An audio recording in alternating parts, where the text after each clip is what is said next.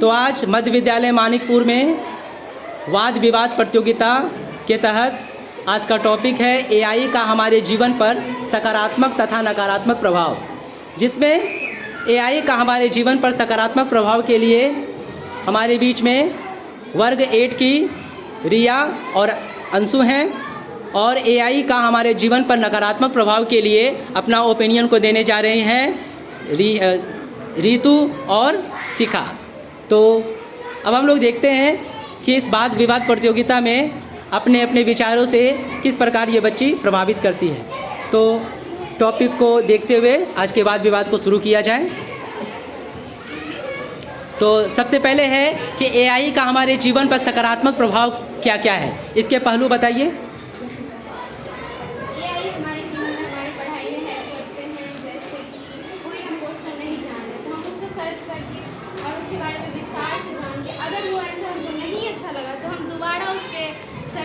फिर उसको देख सकते हैं और हमारे पढ़ाई में बहुत हेल्प होता है उससे। जैसे प्रोजेक्ट में हो गया और क्लास में अगर टीचर ना रहे तो हमने वो विषय जो हमने पढ़ा है वो समझ में नहीं आया तो हम घर जाके एआई से उसे सर्च करके देख सकते हैं। पढ़ाई में लोग अब आलस भी करने लगे। हर छोटा बड़ा क्वेश्चन जो होता है या फिर जो शिक्षकों द्वारा होमवर्क दिया जाता है, असाइनमेंट हो गया, प्रोजेक्ट निबंध, हर छोटी से छोटी चीज़ अब विद्यार्थी लोग होमवर्क या सारा चीज़ एआई से करवाने लगा है। अब बुक का कुछ भी नहीं, आलस की तरह लोग करने लगे हैं, जिससे उसके दिमाग पे बहुत खराब प्रभाव पड़ेगा। वो खुद से कुछ नहीं सोच सकता है। ऐसा बहुत चीज़ होता है एआई से।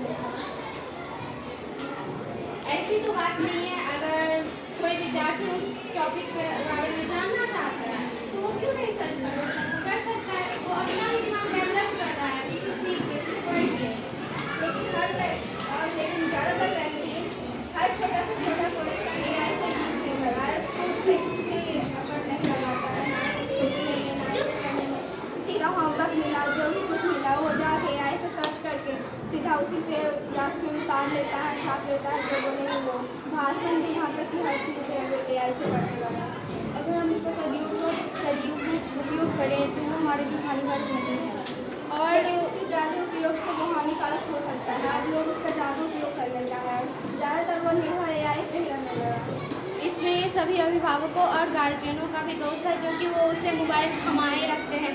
वो उसके पास बैठ के देख भी तो सकते हैं वो क्या चीज़ सर्च कर रहे हैं या उसके बारे में वो गलत कर रहे हैं कि हाँ ये होमवर्क हम जान भी रहे फिर भी हम इसको सर्च कर रहे हैं। नहीं जान रहे तो वो अलग बात है, क्योंकि घर के बड़े नहीं जान रहे उसके बारे में अच्छे से तो हम सर्च करके देख सकते हैं।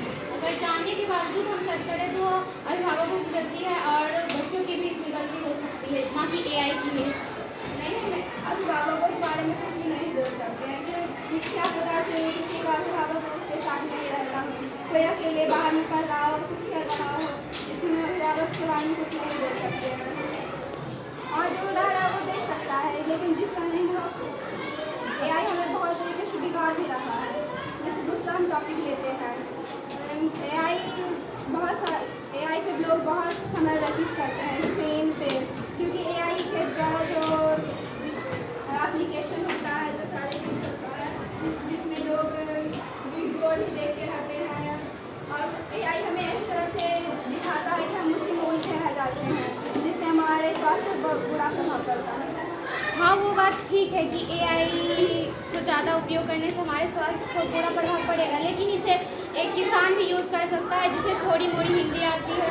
इसे कोई भी यूज़ कर सकता है। जैसे किसान की फसल में अगर कुछ कीड़े मकोड़े लग गए तो उसे वो फ़ोटो खींच के उस पर भेज के उसके बारे में वो उसकी जानकारियाँ प्राप्त कर सकता है कि वो फसल कैसे दोबारा ठीक हो सकता है, मिट्टी की उर्वरकता के बारे में जान सकता है। इसलिए एआई सबके लिए एक लोग के लिए इम्पॉर्टेंट होता है, ना कि सिर्फ स्टूडेंट के लिए इम्पोर्टेंट होता है। लेकिन हम लोग उसका दुरुपयोग भी करने लगे हैं। जैसे हम दूसरा एग्जाम्पल लेते हैं, दूसरे टॉपिक के बारे में बता सकते हैं कि उससे गलत जानकारियाँ क्या उसमें लोग अपना नकली जो डॉक्यूमेंट होते हैं, फ़ोटो वोटो जो सारा चीज़ होता है, व्हाट्सएप पे जो बनाना होता है सब कुछ, वो सब नकली करवा लेते हैं एआई द्वारा, जिससे समय में ये सब पर बहुत बुरा प्रभाव पड़ रहा है।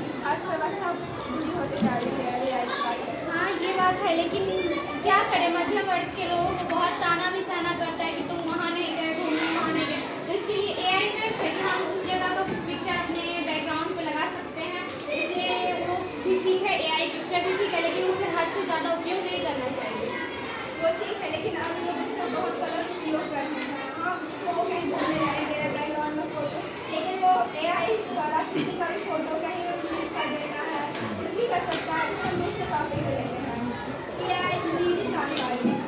जो नहीं जानते हैं वो अपना जो निजी जानकारी होती है वो AI द्वारा साझा करता है, जिससे AI उसका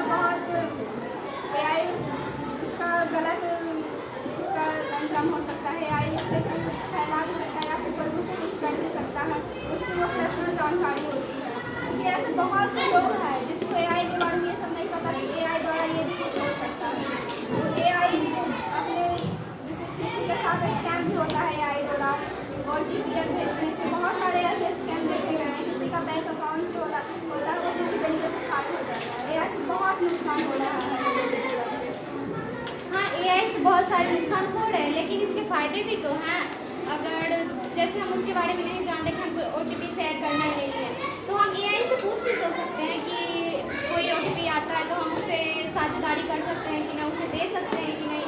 और रही बात पर्सनल बातों की, तो AI किसी को शेयर नहीं करता है पर्सनल बात। अगर तुम्हारे मोबाइल में कोई AI है तो वो तुम्हारे पर्सनल बातों को दूसरे मोबाइल में नहीं कर सकता।